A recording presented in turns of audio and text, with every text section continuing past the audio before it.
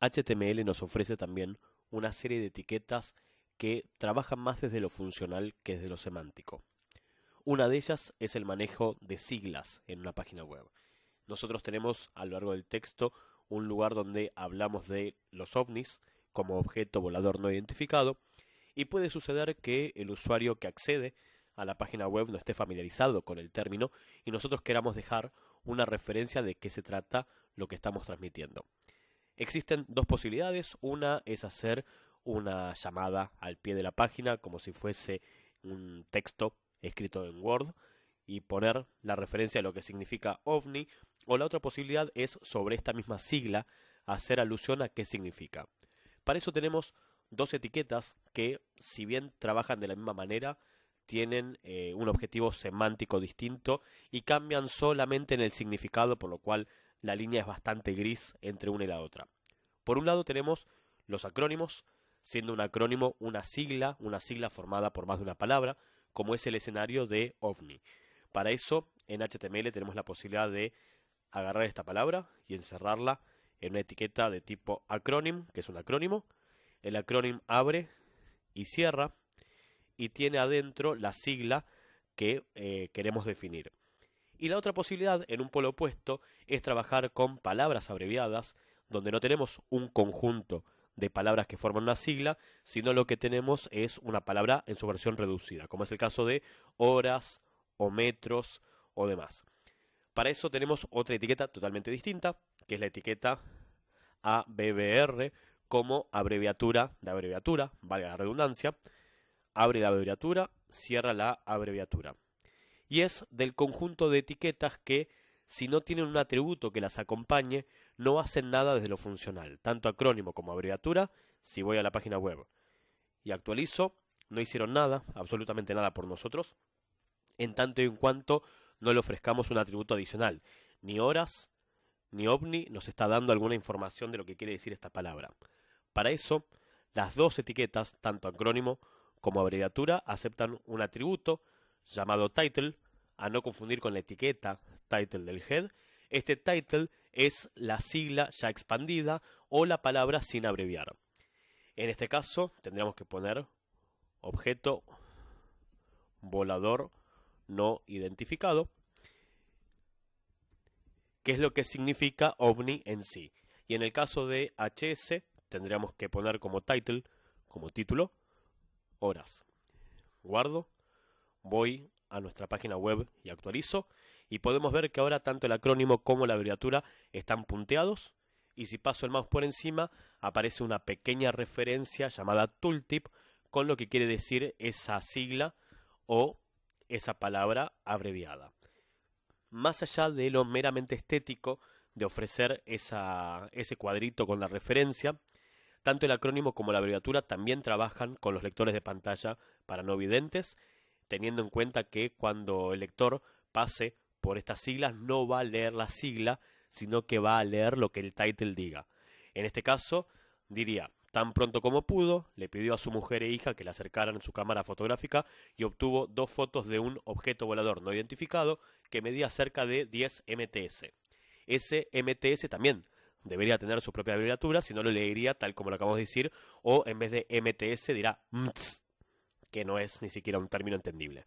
Entonces, vamos a encerrar también MTS en su propia abreviatura, que abre y que cierra.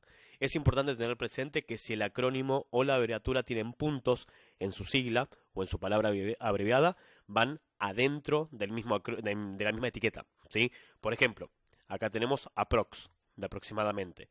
Bueno, como este aprox termina con un punto, es importante que el punto esté adentro de la abreviatura, porque si lo tenemos por fuera, el lector de pantalla para no vidente va a asumir que eso es un cierre de oración, un final de oración, y va a ser la pausa típica del cierre de oración, ¿sí? Entonces, esto también es una abreviatura que abre y que cierra justo después del punto, y tiene su respectivo título, que es aproximadamente.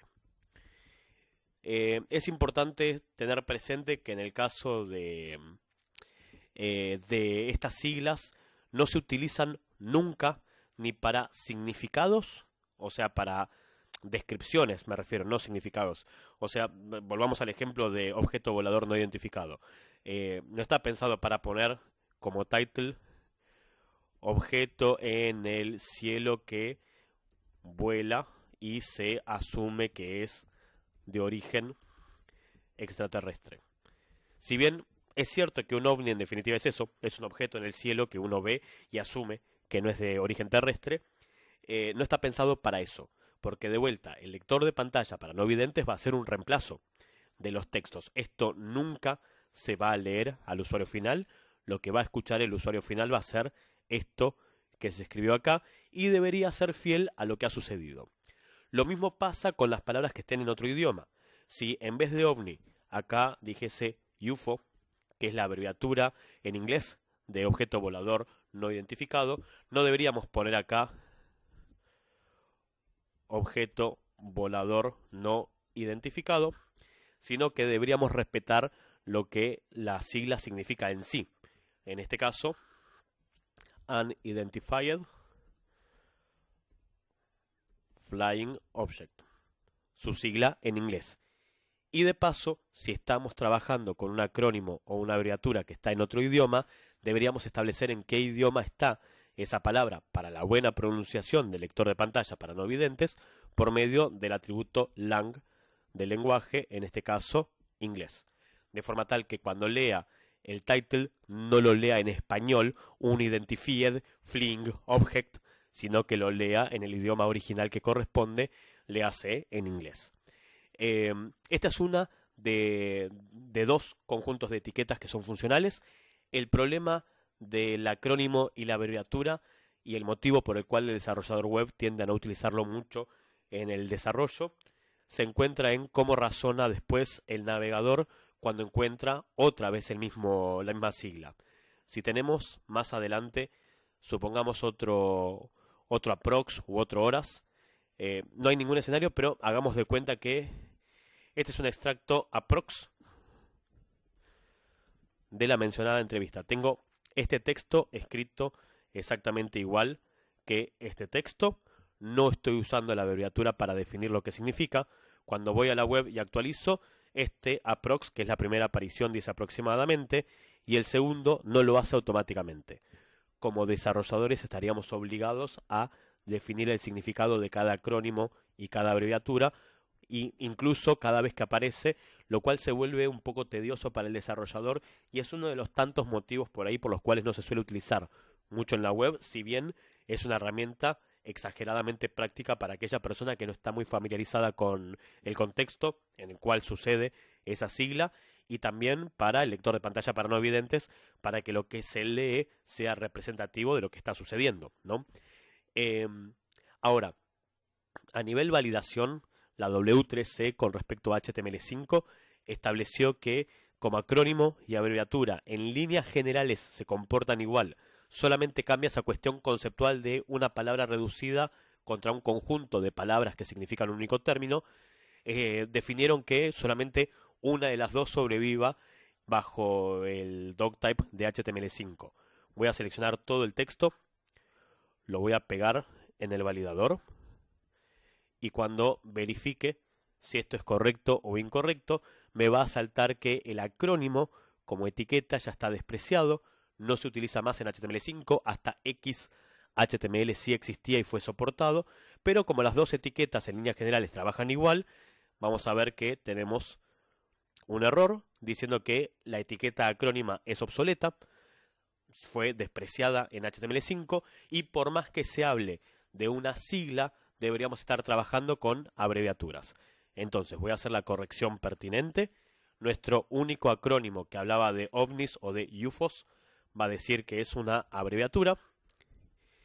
Y a los fines prácticos de lo que sucede desde la página web, cuando vengo aquí y actualizo, no tengo ninguna diferencia. Esto ya no es más el acrónimo, es la abreviatura, funciona igual, y el lector de pantalla para no videntes hace la misma traducción, donde en vez de leer UFO, lee Unidentified Flying Object en ese momento en el cual aparece la abreviatura X acrónimo en XHTML.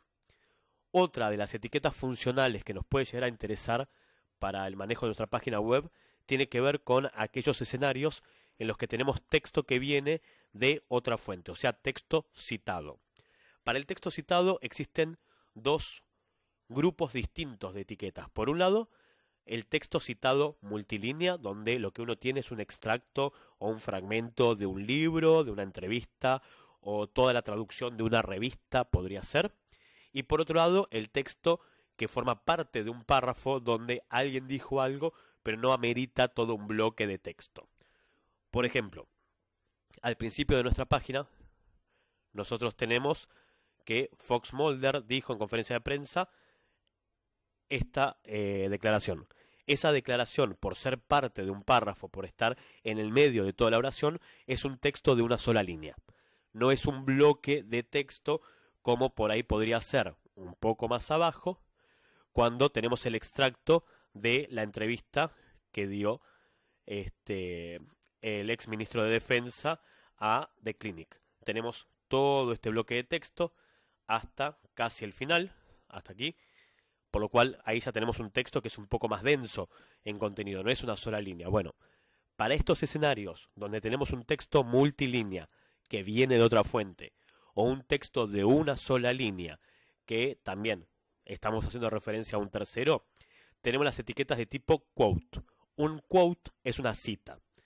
En el caso del texto de una sola línea, como lo que sucedió con Fox Mulder, tendríamos que seleccionar todo este texto, que es lo que dijo Fox Mulder, y encerrarlo en la etiqueta Q como abreviatura de quote. Un quote no es otra cosa más que una cita, ¿sí? O sea que vamos a dejarnos acá una referencia que diga Q viene de quote, que es una cita de una fuente de terceros. O sea, alguien dijo esto, ¿bien? Esa etiqueta Q, dependiendo del navegador donde se visualice, va a agregar las comillas que le acabo de quitar. Vamos a ir más arriba. Tenemos aquí el texto de Fox Mulder. Actualizo y efectivamente siguen estando las comillas, pero si trato de seleccionar, podemos ver que no es parte del texto, es algo que agregó HTML por izquierda, o sea que no se ve, o sea, perdón, se ve pero no lo puedo seleccionar. Y adicionalmente, comparado con las comillas que aparecen por defecto, son comillas de tipo caligráficas. Lo mismo va a suceder con el texto que dijo Dana Scully. Dana Scully sentenció que la gran mayoría de los registros son falsos. Bueno, vamos a seleccionar también ese texto y lo vamos a encerrar en una etiqueta de tipo Q de quote. Ahora, generalmente no es el 100% de los escenarios, pero generalmente cuando tenemos un texto citado de una sola línea, solemos tener quién lo dijo. Salvo que sea alguna sentencia o alguna declaración anónima, atrás de este texto y atrás de este texto tenemos una persona responsable. Ahí entra en juego una etiqueta que es muy ambigua y es la etiqueta cite. La etiqueta cite, que es cita, no hace referencia al texto citado, sino que hace referencia a la persona a la cual estamos citando nosotros. Entonces, tengo Fox Mulder, que es al que estoy citando con existen seres extraterrestres que se camuflan entre las personas, y más adelante, Dana Scully, que nos había quedado en un énfasis, en realidad también es un cite, porque es la persona dentro de esta oración que dijo que la mayoría de los registros son falsos. Guardo, vuelvo a la web. Si nos concentramos en Dana Scully, al actualizar podemos ver que no cambió, sigue estando en itálica, y si nos fijamos en Fox Mulder pasó a estar en itálica. No porque hayamos insertado una itálica, sino porque lo que hicimos fue insertar un texto citado. Mejor dicho, la cita de a quién estamos citando nosotros a la hora de hablar de este texto. No existe ningún atributo funcional que se encargue de decir que este cite corresponde a este quote y que este cite hace referencia a este quote. Por lo general, en la gran mayoría de los casos, forman parte de la misma oración, es decir, hasta donde aparece el punto seguido, el punto aparte o el cierre de un párrafo. Esto es lo que hace referencia, por lo menos, al texto citado de una sola línea, donde dentro de otro texto del cual estamos hablando de un tema en particular, hacemos referencia a lo que dijo un tercero. Nos quedaría entonces al final el texto de la entrevista que dio el ex ministro de Defensa de Canadá, y lo vamos a encerrar en otra etiqueta que también sirve para referenciar texto de terceros, pero que por tratarse de un texto multilínea, por tratarse de un bloque de texto, es la etiqueta block quote. Este block quote, es una cita, pero es todo un bloque, es todo un bodoque de texto que estamos referenciando. Abre el block quote y cierra donde termina la entrevista, o sea, en este lugar, y tiene una sola restricción con respecto al quote normal, al Q. El block quote, por ser un elemento, igual me quedaron mal cerrados, perdón.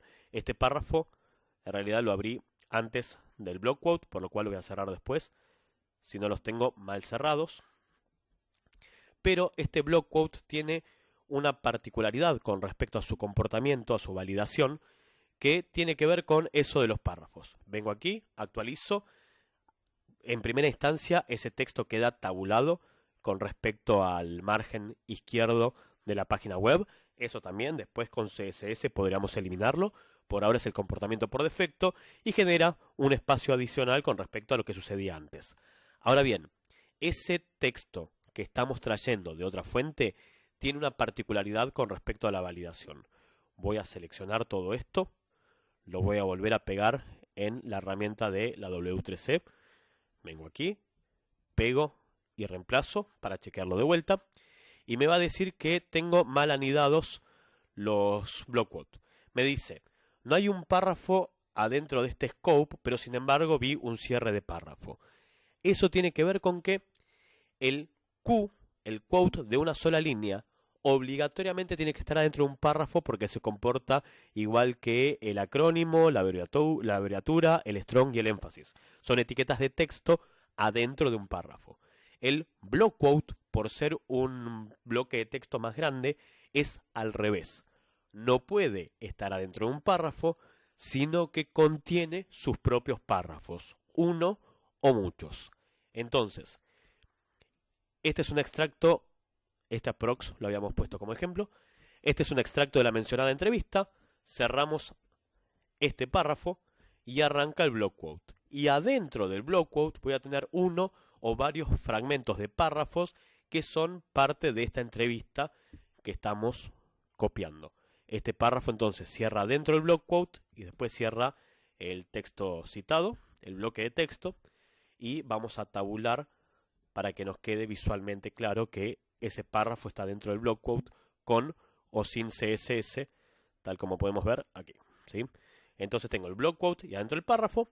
Este block quote abre y cierra, y adentro está el párrafo que abre y cierra. Puede ser uno, como pueden ser muchos. Si esto debería cerrar aquí y abrir otro distinto aquí, no hay ningún problema. Cuando vamos a la web y actualizamos, tenemos exactamente lo mismo, solamente que se generó el espacio adicional del cambio de párrafo entre estos dos bloques de texto.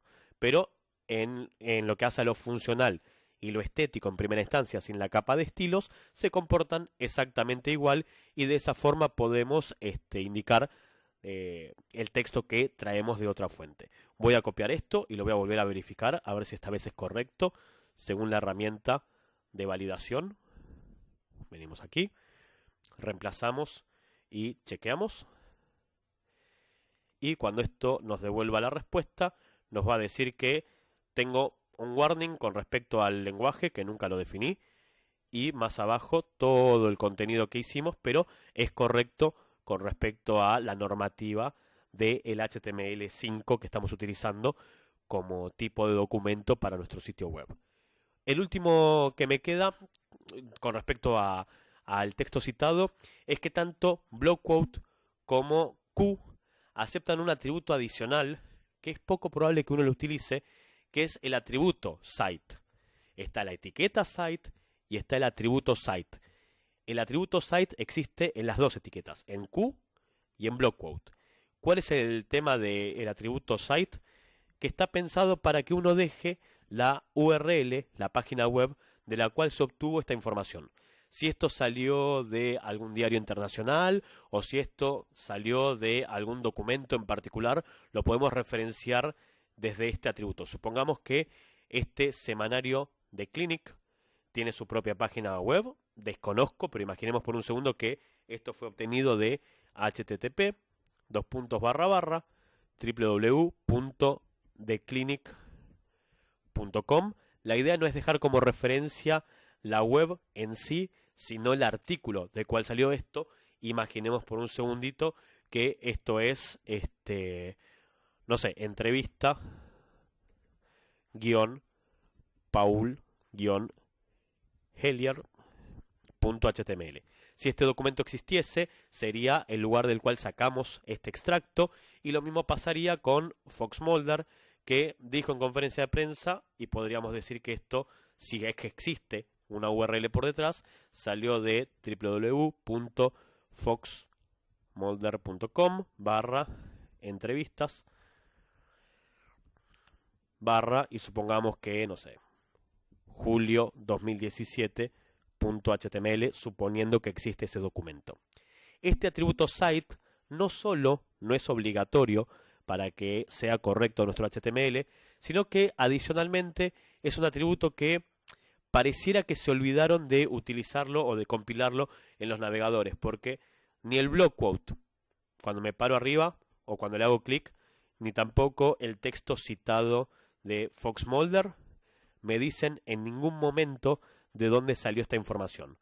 No obstante, no descartemos que en algún escenario que no estemos viendo, ese atributo se utilice para que el usuario pueda ver de dónde salió esta información, cosa que en primera instancia, por lo menos en los navegadores de escritorio y mobile, no sucede. Pero por lo menos tenemos alguna forma de dejar más información con respecto a la fuente, el origen del cual salió este texto que estamos referenciando.